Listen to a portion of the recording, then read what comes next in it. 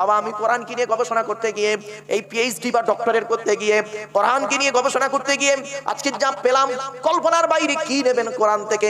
সবই রয়েছে কোরআনের ভিতরে। দুটো উদাহরণ দেবো বাবা। হ্যাঁ, আমার স্কুল, আমি তো উচ্চ মাধ্যমিক স্কুলের একজন শিক্ষক, হাই মাদ্রাসা। তো আমার স্কুল যেদিন আমি জয়েন করি, আমার হেডমাস্টার ছিল খুব ভালো মানুষ, খুব ভালো মানুষ হেডমাস্টার।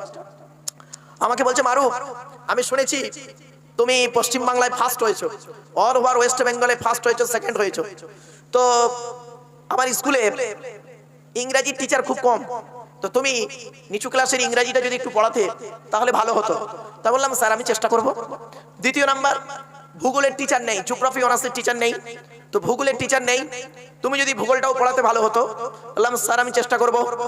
তারপরে বলছেন যে কম্পিউটারে ডিপ্লোমা করেছো শুনেছি, তো কম্পিউটার গুলো পড়ে আছে, তুমি যদি কম্পিউটার গুলো একটু পড়াতে শেখাতে ছেলেদের তাহলে একটু উপকৃত হতো ছেলেরা।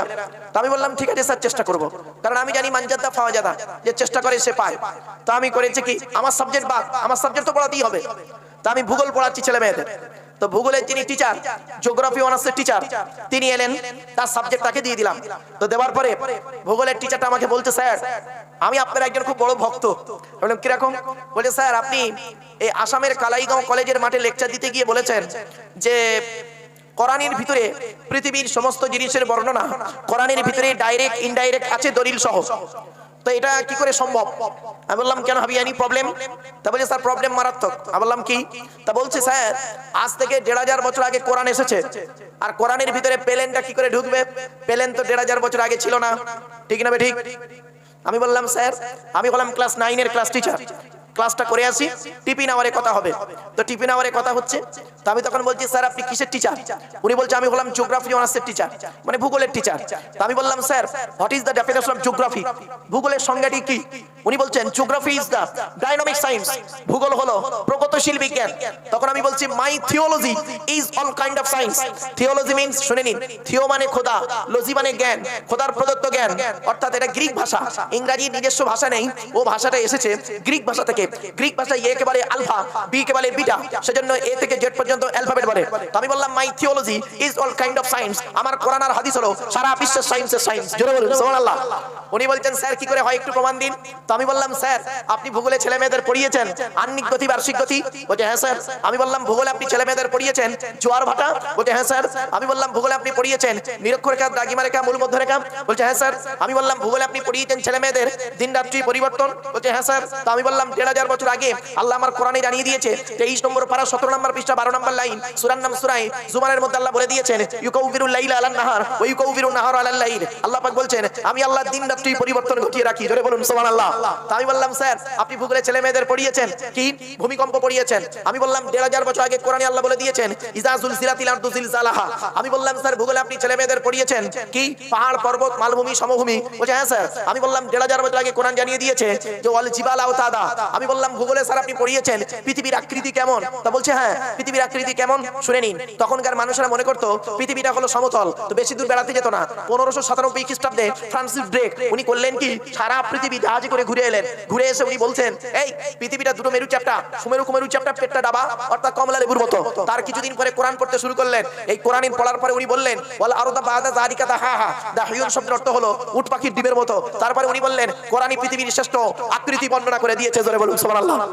বললাম, স্যার ভূগোলে আপনি ছেলে মেয়েদের পড়িয়েছেন কি? স্ট্র্যাটোস্ফিয়ার, এক্সোস্ফিয়ার, আয়োনোস্ফিয়ার, বায়ুমণ্ডলের স্তর পড়িয়েছেন? বলছে, হ্যাঁ। বললাম, 1500 বছর আগে কোরআনে আল্লাহ বলে দিয়েছেন, 22 নম্বর পারা 18 নম্বর পৃষ্ঠা 11 নম্বর লাইন, সূরার নাম সূরা ফাতিরের মধ্যে আল্লাহ পাক বলে দিয়েছেন, আসমান আর জমিনের মাঝখানে একটা স্তর করে দিয়েছি, ওই স্তরের উপরে যারা থাকবে মহাশূন্যে ভেসে বেড়াবে, স্তরের নিচে যারা থাকবে মাটি তাদের আকর্ষণ করে রাখবে। কোরআনের এই আয়াতকে নিয়ে কে গবেষণা করলো 1665 খ্রিস্টাব্দে? আপেল গাছের তলায় গালে হাত দিয়ে বসে বসে চিন্তা করলেন, second scientific in the world, sir Isaac Newton ভাবতে ভাবতে মাধ্যাকর্ষণ শক্তি আবিষ্কার করে ফেললেন। আমি বললাম, স্যার ভূগোলে আপনি ছেলে মেয়েদের পড়িয়েছেন চাঁদের নিজস্ব আলো নেই, সূর্যের আলোয় আলোকিত? বলছে, হ্যাঁ স্যার। আমি বললাম, স্যার ওটা ভূগোলের কথা নয়, ওটা কোরআনের কথা। 1500 বছর আগে কোরআনে আল্লাহ বলে দিয়েছেন, তাবারাকাল্লাযী জাআলা ফিস সামাই বুরুজাও ওয়া জাআলা ফিহা সিরাজাও ওয়া কমারাম মুনীরা। 19 নম্বর পারা 4 নম্বর পৃষ্ঠা 6 নম্বর লাইন, সূরার নাম সূরা ফুরকান। আল্লাহ পাক বলছেন, আমি আল্লাহ কত বরকতময় বান্দা লক্ষ্য করে দেখিয়েছি, এই পৃথিবীতে সূর্যকে প্রদীপ করেছি, চাঁদকে নূর বা মুনীর করেছি। নূর বা মুনীর শব্দের অর্থ হলো প্রতিফলিত আলো। 1500 বছর আগে কোরআন জানিয়ে দিয়েছে চাঁদের আলোটা প্রতিফলিত আলো, নিজস্ব আলো নয়। এখন ভূগোল সেটাকে মডিফাই করে লিখে দিল, আর ভূগোলের ছেলেমেয়েরা পড়তে শুরু করে দিল। আমি বললাম, স্যার ভূগোলে আপনি ছেলে মেয়েদের পড়িয়েছেন একে চন্দ্র, দুয়ে পক্ষ, তিনে নিত্য, চারি বেদ, পাঁচে পঞ্চমান, ছয় ঋতু, সাতে সমুদ্র, আটে অষ্টবসু, নয়ে নটা গ্রহ, তাই তো? এখন আর নটা গ্রহ নেই। যারা আধুনিক ভূগোল পড়েছে, দুটো নতুন গ্রহ তৈরি হয়েছে, একটার নাম ভলকান আর একটা। তো আমি বললাম স্যার 1500 বছর আগে কোরআনে 11টা নক্ষত্রের কথা, গ্রহের কথা বলা আছে। বলে সে কি? বললাম হ্যাঁ, ইজ ক্বালা ইউসুফু লিআবিহি ইয়া আবাতি ইন্নী রাআইতু আহাদা আশারা কাওকাবা ওয়াশ শামসা ওয়াল কমারা রাআইতুহুম লি সাজিদিন। 12 নম্বর পারা 14 নম্বর পৃষ্ঠা 14 নম্বর লাইন, সূরার নাম সূরা ইউসুফের 4 নম্বর আয়াত। আল্লাহ পাক বললেন ইউসুফ বলে একজন নবী ছিল, নাম শুনেছেন? ইউসুফ নবীর বাপের নাম ছিল ইয়াকুব নবী, ইয়াকুব নবীর বাপের নাম ছিল ইসহাক নবী, ইসহাক নবীর বাপের নাম হলো ইব্রাহিম খলিলুল্লাহ। ইউসুফ নবী স্বপ্ন দেখেছিলেন 11টা নক্ষত্র আমার পায়ে সাজদা করতে, নিজের বাপ ইয়াকুবকে বললেন।